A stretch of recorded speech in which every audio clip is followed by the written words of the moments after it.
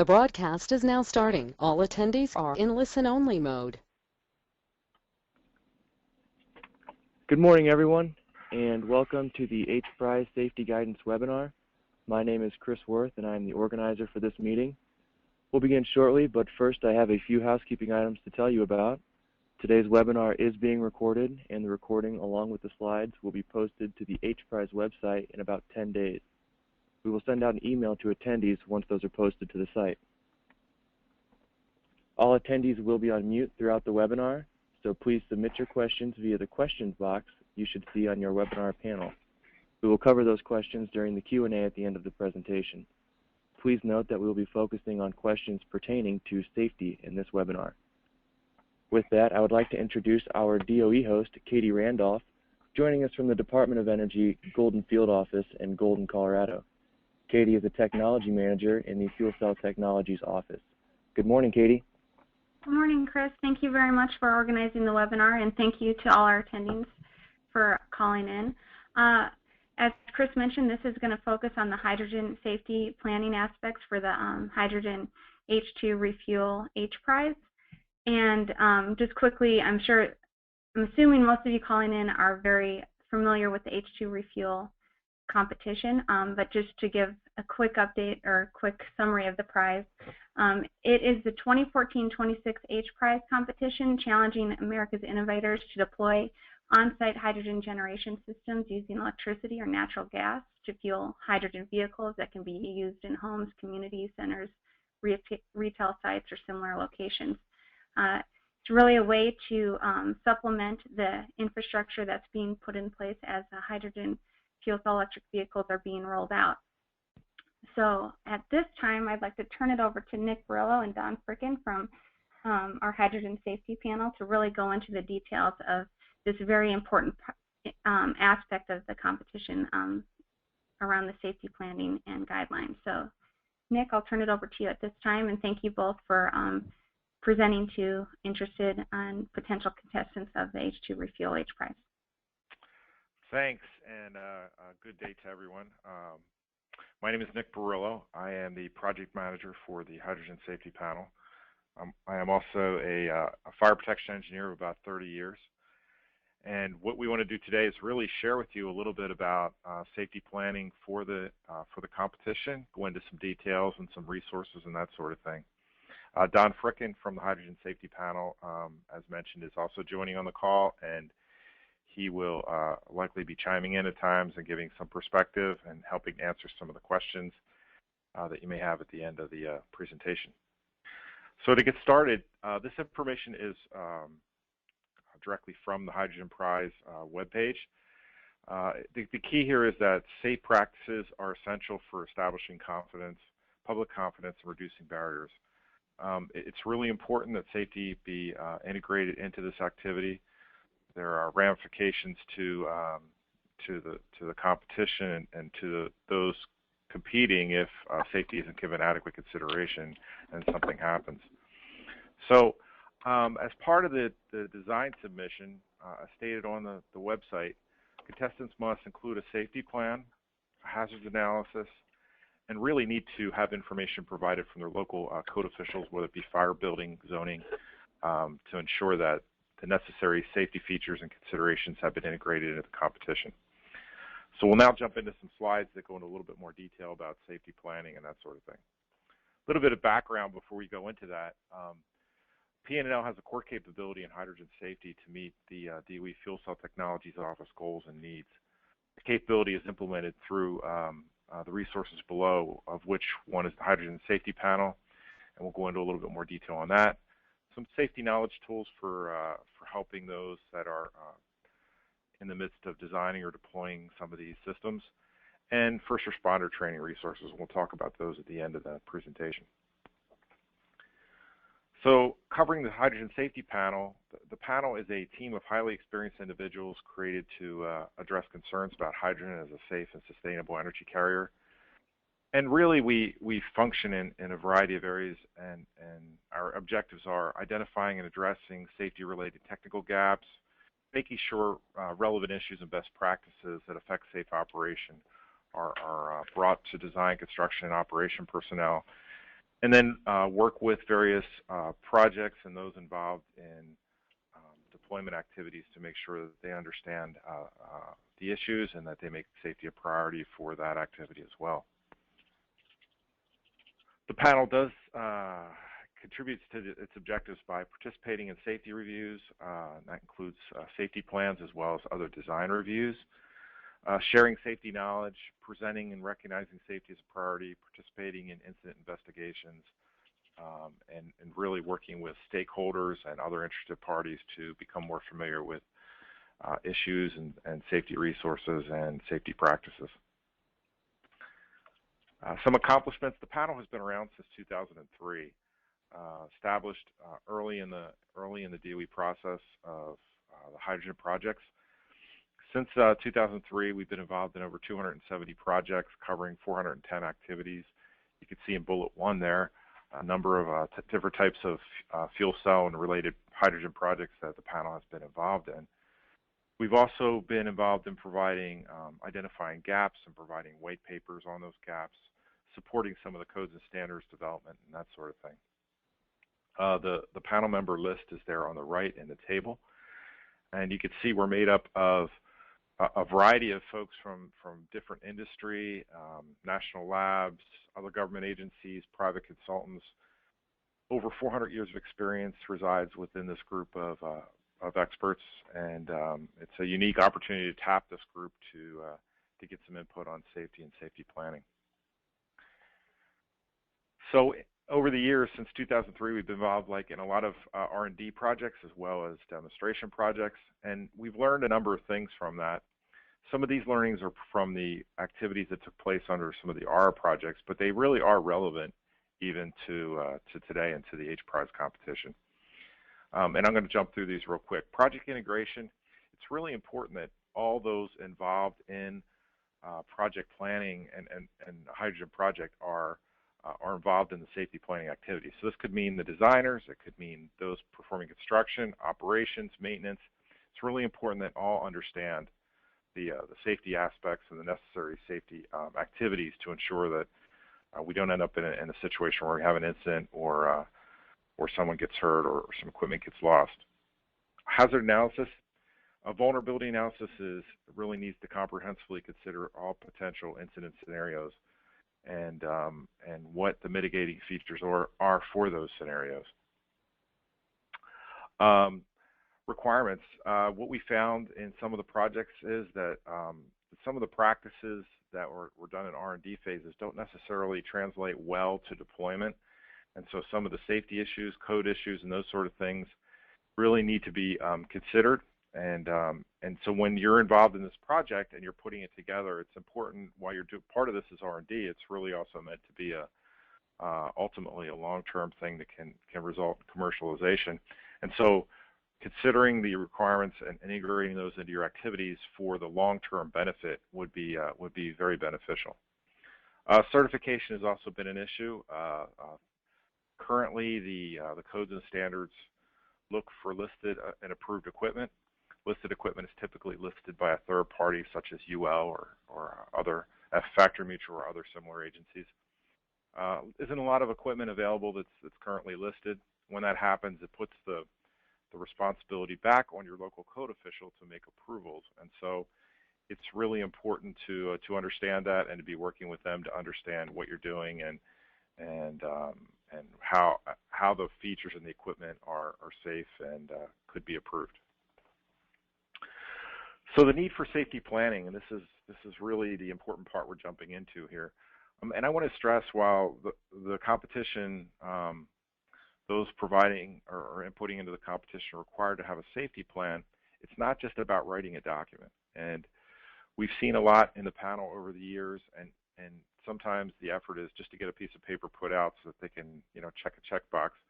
And that's the paper is a necessary part, but the real goal here is to integrate safety planning across the entire activity, not just for what's written on paper, but the practices and the thoughts of what happens beginning, midpoint, endpoint, use, maintenance, all those. It's really important to consider safety. So it's essential to protect people from injury, and it's also necessary to minimize damage to facilities. The primary goals of safety planning: identify the hazards, evaluate the risks by considering likelihood, likelihood and the severity consequence of an incident, and then to minimize the risks associated with the project to acceptable levels. Various hazard analysis and risk assessment techniques are typically used to do that. And it really is that safety planning should be an integral part of the design and operations and not an afterthought or a final hurdle to be overcome before a system can become operational. So we put a lot of these points down as the panel, the hydrogen safety panel, will be reviewing the submittals, and we're looking to see that safety isn't just an afterthought or isn't just a checkbox, that it really is given thought and consideration for how to be implemented across.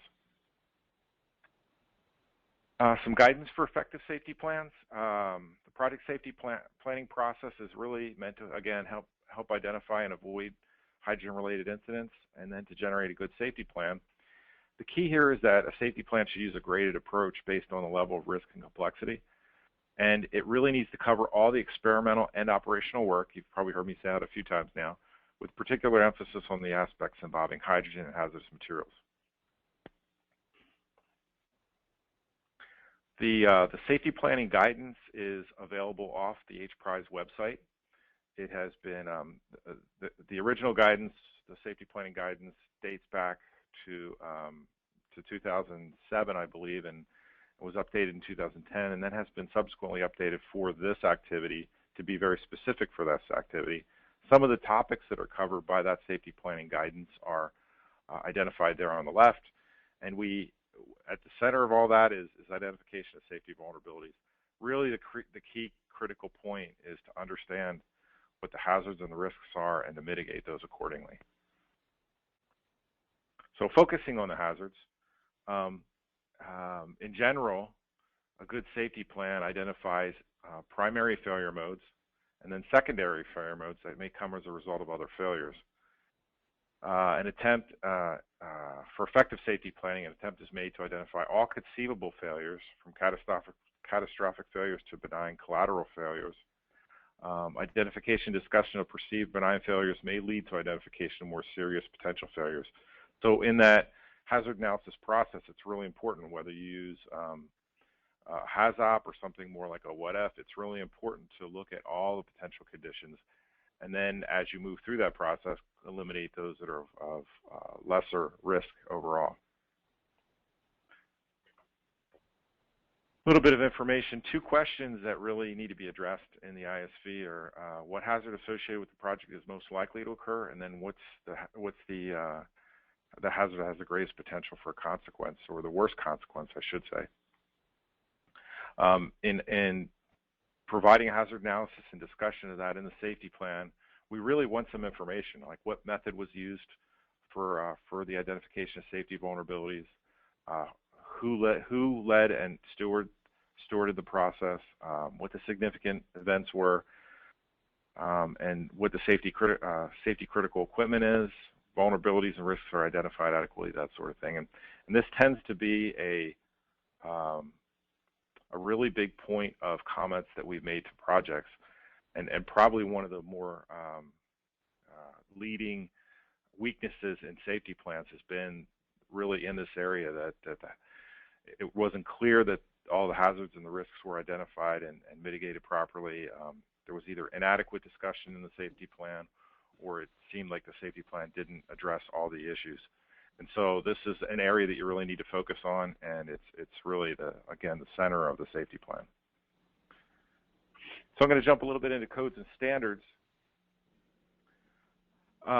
There's a number of codes and standards that would be most applicable to this project, certainly NFPA 2, and I've thrown the 2016 sticker on the right because the new version of NFPA 2 is due out on August 28th. If at all possible, it would be good to use that edition, as it's greatly improved over the 2011 edition, and again, should be readily available here shortly. Some other codes: NFPA 70, the ASME B313 or 3112 would be helpful, leaning more towards 3112 for some of this activity. The boiler and pressure vessel code, and J2719 for fuel quality. Some others that may apply depending on the type of equipment that you end up providing, J2601 and 26012, as well as the ISO standard. Additional codes and standards could apply depending on what you're doing and where you're doing it at. The key here is that really your location is going to have some impact on what codes and standards are also required locally. And so some discussion in the safety plan as to what those codes and standards are that you're following and are required to follow to do your local requirements would be good to have in your safety plan. Submissions that deviate from base codes and standards need to provide detailed information on what is different and how equivalent safety is provided. The codes themselves, for the most part, NFPA 2, for example, has standard language that there are acceptable alternate means and methods if those alternate means and methods can be demonstrated as safe and are approved by the local authority having jurisdiction. So it would be important to understand where you're deviating off the codes and the requirements, and that you have a good technical basis for that, and that you've ran that technical basis back through whatever code official you have and gotten their consent on that as well. So some relevant questions. Do you know who your local code official or AHJ is? And to what degree have they been involved in the design and installation of the equipment for the project? So in this case, for the submittal, it would be more the design than the installation. You may be discussing how they'll be involved in the installation as well, though. Was there any special permitting or certification that either was or is required? Has a third party or certification of any of the components, subsystems, products, et cetera, been considered and performed? Some additional documentation is required in order for the hydrogen safety panel to really understand what it is you're doing and have a good feel for the safety is provided here. Things like process flow diagrams, a preliminary design or functional description for components in the systems. We already talked about the codes and standards, compliance discussion. I'll take this one step further though and say compliance discussion is a little more than just saying, we'll apply this. It's really saying, what are the specific codes and how you intend to meet those, or what you intend to do where you can't meet those and that sort of thing. Depending on what phase you are in designs and what we see for the documentation, codes and standards compliance can be a little more detailed and to be beneficial for everyone involved. Most designs at a larger level go through some of this to understand, whether it be NFPA 70, some of the other standards, the boiler and pressure, the ASME standards, what are the requirements and how have we met those? Layout of the system and considering things like required separation distances, vent system considerations, electrical classification, ignition source control, ventilation requirements for enclosed spaces, that sort of thing. All that would be very beneficial and really is necessary for some of the safety planning documentation. Well, while you're here, Nick, it might be a Yes. really good idea to talk about whether or not confidential or proprietary information can or should be included in this set of documents. Thanks, Don. That's a really great point.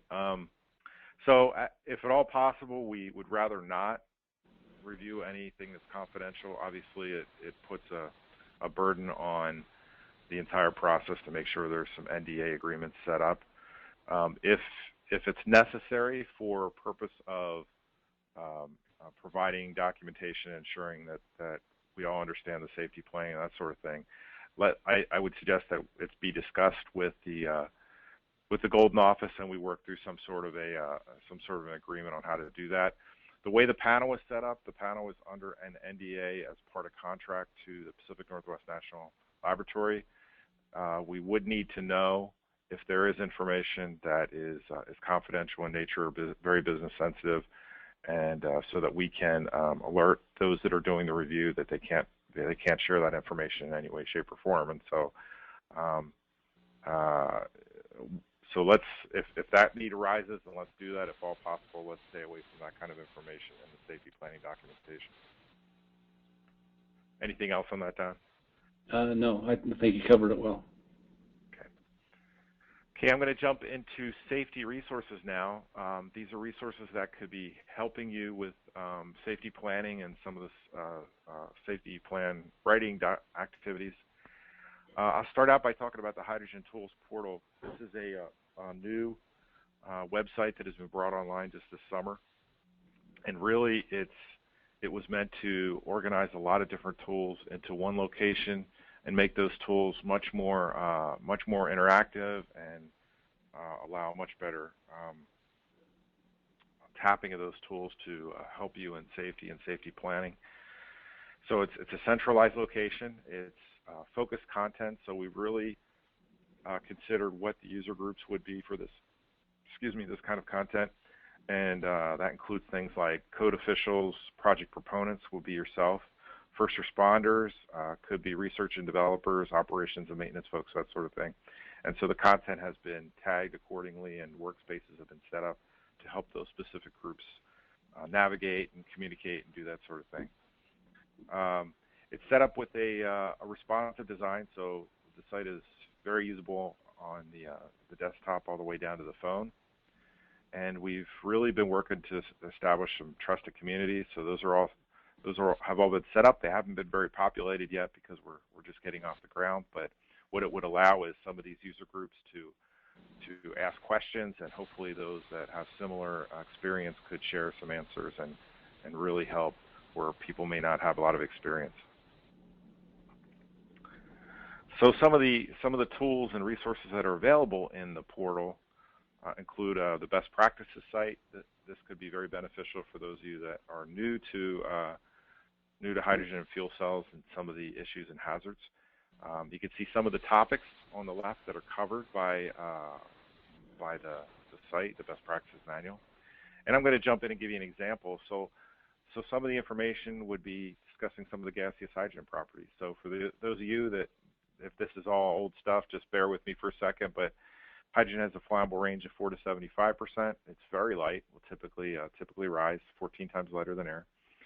It diffuses through material not normally considered porous. So the molecule is so small that it can really move through different types of material, and we'll talk a little bit about compatibility later on. In a stoichiometric concentration, it requires only a very small amount of energy for ignition. 0.02 millijoules, there you see, is extremely small. Burns with a pale, almost invisible flame. There are some resources available on the portal that can show you some videos of that sort of thing and get a better feel for how it looks daytime and nighttime. And hydrogen certainly can embrittle some metals. You see in the tables on the right comparing the ignition energy versus some other more common fuels, as well as the gas to air volume ratio for flammable range. One important point on the top bar chart there is that while hydrogen has a very large range, 4 to 75%, typically in the 4 to 6 to 4 to 8% range, it doesn't burn very well, and so really it really doesn't start becoming a significant issue till you get in the 6 to 8% range and move up from there. So the lower number is actually higher in some respects. The danger point is a little higher than some of the other fuels. Hydrogen properties, a comparison to some of the other fuels. Probably some of the best here is the odor. It's odorless, whereas natural gas you're going to smell it, and obviously you do with gasoline as well. Energy by weight is very high, but energy by volume is much less. So you can see that see some of the differences compared to gasoline. One of the, for those of you new, one of the advantages of hydrogen in a vehicle is while it has to be stored at high pressure, if there is a leak or an event in which a relief device opens, the gas moves quickly away, where gasoline would typically pull and be there should an ignition source come along to cause a problem. So another resource that's available is the Hydrogen Tools Lessons Learned database. This has about 216 records in it. Some of the record information is described there on the left. I would point out that the information in the database is given anonymity. So what you get is information that it's not attributable to any company or specific event, as far as giving details that would give away where that is and when it happened. So I really want to focus 2 points on this lessons learned. One is that it's a great resource for understanding what has happened. Go out there, look around. You'll probably find a number of issues that could occur in a situation that you may be designing for. The other point I want to make is that if you do have an incident during execution of the project, we would really like to know about it. You can submit it directly through the portal. Again, the information's kept anonymous, so you won't be singled out in any way. You'll provide your contact information, but that is only for us to work the lessons learned record with you to make sure we get it correct and provide the right lessons learned language for helping others in the future. So another resource available is the technical compatibility material resource. That this is really looking at metals and their compatibility with hydrogen. Really recommend you understand the information here, because the materials you may use could have some compatibility issues and could result in embrittlement. I'll give a quick example. There was an incident that occurred from a relief device that ended up using the improper material selection, and it ended up failing. There was a release of hydrogen. There was an ignition of hydrogen, and so making sure that you have the right materials that are compatible with hydrogen are really crucial for keeping safety as a primary focus. So some other resources, hydrogen safety training for researchers. So for those of you that might be new, this is a very good resource, giving some of the basics of hydrogen, how to handle hydrogen properly, how to deal with pressure systems, cryogenic systems, overview of emergency response considerations, that sort of thing. It could be about a 4-hour course if you take your time going through it. Really good resource, and the link there is at the bottom if you are interested in taking it. It's also referenced off the Hydrogen Tools portal, so you can click on that to get there as well. I want to discuss a few things in working with first responders. So for those of you that are able to get approved to move forward, it's important that first responders be brought into consideration to understand the hazards that you're working with and being prepared to respond should something occur. So we have a variety of resources, and so I would encourage you to work with them to first let them know what's going on and what the hazards and what the quantities of materials you're using, that sort of thing. And then the other thing would be to assist them with training so that they could be prepared. And I'm going to talk about a few of the training tools that are available. It's also could be beneficial to encourage them to have a thermal imaging camera available, on their vehicles if they don't already. Some fire departments in larger urban areas already have those. Smaller rural departments typically don't. So that could be very helpful for the process as well. So we have a number of tools that are available for first responder training. This really includes. Nick, I'm going to just interrupt real quickly. Could you maybe move a little bit closer to your microphone? We're having some comments that it's so difficult to hear. Okay, I'm sorry. Is that any better? That's better. Thank you. Okay, sorry about that.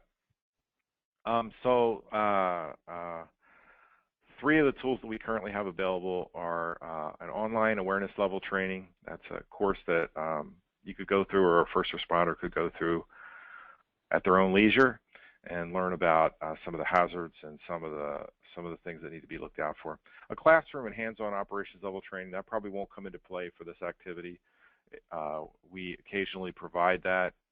The last set we had were in Washington State. We're currently in discussion about having some of those trainings in the Northeast next year. And then a national training resource, and this is really a series of slides with instructor notes to help trainers perform their own training. Could be valuable if you wanted to actually give a briefing to first responders. You could use that resource to put that briefing together and have most of the information right at your fingertips to do that. So this is all being done in collaboration with the organizations listed there at the bottom. And again, the note in green, important to highlight that it's critical to have the first responders involved to make sure that we have a safe transition. The online training, here's just an overview screen. We've had over 32,000 visits to this since 2007. Still a very popular resource, and Again, if you went at a very speedy clip, you could probably get through it in an hour, but it probably takes 2 to 3 to get more of a leisurely pace of getting to know what's on there, and could be taken in multiple sessions. The National First Responder Training Resource, a few slides here of what it looks like. So the slides on the left it's 130 slides in the slide deck that cover a lot of detail, from general safety all the way through the vehicles and what's on the vehicles and what to look for and then how to respond. We give you a guide in a Word file as a part of that download that provides some suggestions for how to use the slides. Again, you could use them any way you want, as far as if you wanted to use 10 of them, 50 of them, whatever you would like to do. It's adaptable to whatever you need, but we give you some suggestions in the Word file. Since 2014, we've had almost 280 downloads. We're now over 280 actually. 6 continents, 50 states, and it's been translated into Japanese. So it's been a pretty successful resource. I've had some good feedback from it. I think what's interesting about this map that I like to tell people is, while California has had a lot of fuel cell activity already, it's impressive how folks in the Northeast have been seeing this resource and going and downloading it. So some final thoughts before we jump into questions and answers is safety panel serves as a contestant's continuous and priority attention to safety, helping you guys focus on that. Learnings from individual projects benefit the broader safety knowledge. And so what you learn, if you're willing to share that, can really be beneficial to others, just like that current lessons learned site is there, and you get to learn from what other people have learned. So we're going to ask you to share your lessons learned and incidents and near misses and other things. And then contestants may request assistance from or provide input to the safety review team and the safety panel on any safety-related topic. So I do have my contact information at the end. If you want to get a hold of the panel, you can do that through me. And that'll bring us around to questions and answers. So at this point, I'll open it up, and I think Don and I will try to answer some of those questions to the best of our ability. All right. Thank you very much, Nick. Very nice presentation. We do have some questions that have come in during your talk, so I'll just read you the first one. It would be terrific if you would speak to past lessons learned, such as the AC transit hydrogen issue in Emeryville, California. So I don't want to give acclamation, or I don't want to push and point at anybody at this point, but certainly there are lessons learned from the AC transit with a compatibility material incident, and as well as a managing first response, and there's actually a report out on the internet on that could be downloaded to get more information on that. The incidents database, I just would refer back to the incidents database, the lessons learned database, because it really does, the focus of that database really is lessons learned. What did we learn? And it can be searched down to some very good detail of what you're trying to find, what type of incident it is, either by title or by location and that sort of thing. So and we're available if there's some discussion that needs to happen on some other specific incidents or learnings or how those could be applied, we'd certainly be willing to help you out with that as well. Good response. Okay, another question. Are there any specific white papers that the Hydrogen Safety Panel has published that are relevant, and will these white papers be part of the safety guidelines document?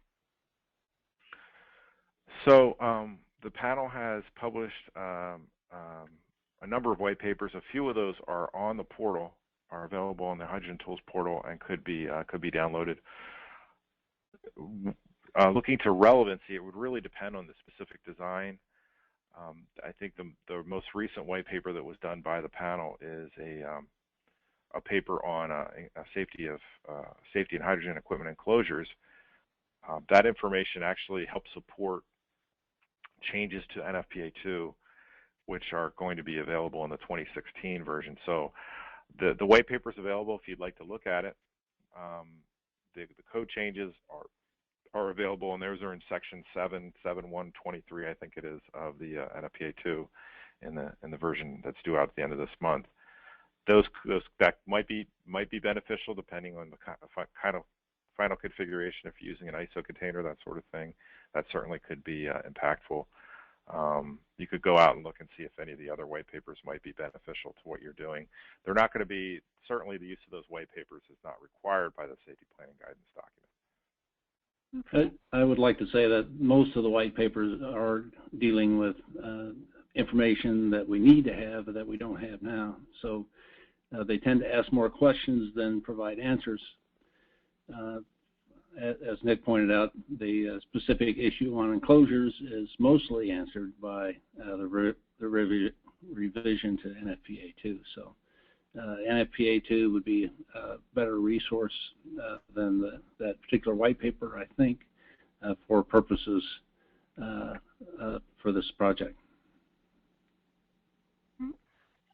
Just one comment. Can you go back? There's a request to keep your contact information on the screen while we go through these Q&As. Thank you. Okay, so is there consideration for developing standards to advance safe deployment of hydrogen residential refueling? This will help ease the burden on the authorities having jurisdiction. Yeah, that's a really good question. There are some requirements out there right now that are applicable through the I-Series codes. The International Residential Code applies and brings in some requirements to this. They're not extensive. I had a similar question asked to me a couple years back at an NFPA conference, and someone had a fuel cell being installed in a pit in a backyard of someone's house, and the requirements really aren't there yet in a very good way for residential applications, apart from the International Residential Code, and that really doesn't cover it very deeply. So, moving forward, is it a good thing to be focused on? I think what we'll end up doing is we'll seeing NFPA2 used and some of the IFC and some of the other codes, International Fire Code, some of the others, International Fuel Gas Code, maybe being used for application to residential. I think there's going to need to be, as that's done, the issues and the gaps that come forth, like out of activities like this, would really be beneficial to know what those gaps and issues are, so that we could push that back to the folks on the code committees to consider that further. Don, I don't know if you have any other thoughts on that. No, I think you're absolutely correct. The development of these standards and requirements are in the future. They're not now.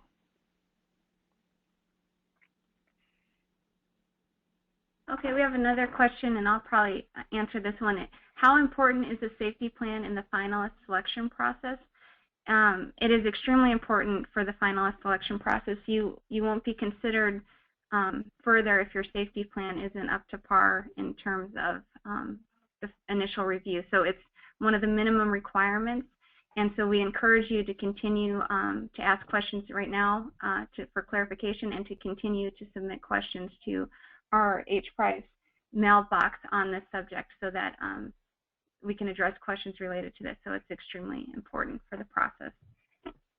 I'd like to add that we don't want anybody to build anything unless there's some assurance that it will be safe. Okay. Another question is, what is the target page count for the safety plan? I don't believe there's a target. I'm assuming it's based on the system design, but I can let you speak to that next. Yeah, that's one of those where it's like it's not about weight or size. It's really about content, and making sure that for some projects we've seen that a small safety plan can cover it extremely well. For more complex projects, though, it really does require thoughtful and thorough consideration of the issues, and so. It's not about, we're not looking for a certain number of pages. The guidance document really should help you understand the topical areas that we're really looking strongly at. Though it should be said that even those topical areas, there could be some things outside those topical areas that you might need to consider as well. It's really helping those that are performing the review to understand that safety has been thoughtfully considered and applied, that the risks are understood. The hazards are understood and mitigated accordingly. Or eliminated. Or eliminated, that's right. Thanks, Don. Better yet. Better yet, that's right. Okay, another question. Is there a reference or compiled list of lessons learned, such as a one-stop shop for past safety concerns? I think that the lessons learned site, maybe I'm missing the question here, but I think the lessons learned website has a lot of that information in it. This presentation also discussed some of the things that we have learned from reviewing safety plans, with some of those, probably some of the more significant weaknesses of the safety plans have been. So I think if you use those, and certainly if you have any additional questions as you're going through your safety planning process, we'd be happy to to deal with those specific questions as we go. We could do it now, or you could send an email or give us a call, that sort of thing. One of the appendices to the safety planning guidance document is a checklist, and that checklist of things to consider was derived in part from past problems. So using that checklist will give you some clues about some of the problems that we've seen. Okay. Another question, do you have a preference for organizing the safety plan for systems and subsystems? Don, I'll let you jump on that one. Anything that is written that we can understand is fine. Okay. Do you have an example safety plan for residential or commercial that would be best to use as a base case for consideration? So that's another one of those really good questions that there's not a real good answer to. We've been part of we have had in the past a number of good example safety plans that have been available, but those were really more geared towards the R&D phase of things than they were towards demonstration activities. So at this point, we don't have anything that we can readily give out, and if we did from some of the other projects, it would only be, there would probably be some gaps because of the focus of this activity. So if you can imagine going through the process to get a good example safety plan, not only does the safety plan have to be good, but we have to go through a process of getting folks' permission to use that and make it more publicly available, and that can be a little difficult at times too. So unfortunately, there's nothing that we can really provide. I don't know, Don, if you can think of anything that might be a little more helpful in that area. Maybe I'm missing something, but I'm not sure that we have anything directly that would be applicable.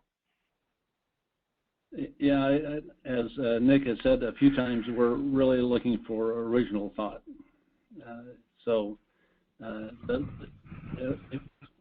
If we gave you some examples, in fact, some people have submitted some plans to the safety panel that were almost word-for-word copies of the examples.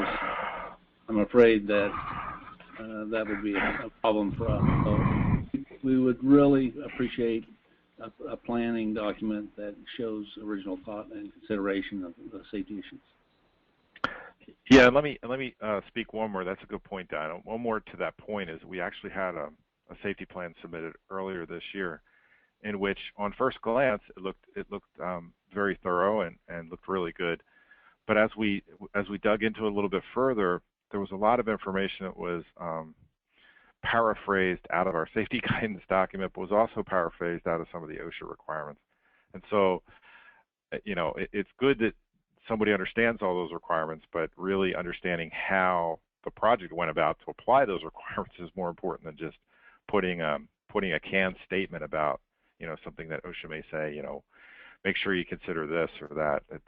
So that good point, Don. Thanks for sharing on that. One last administrative question we got was, will the slides and recording be available?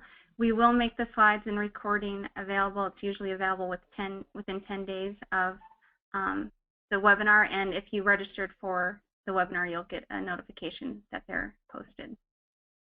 So let me see, we might have just got one more question in.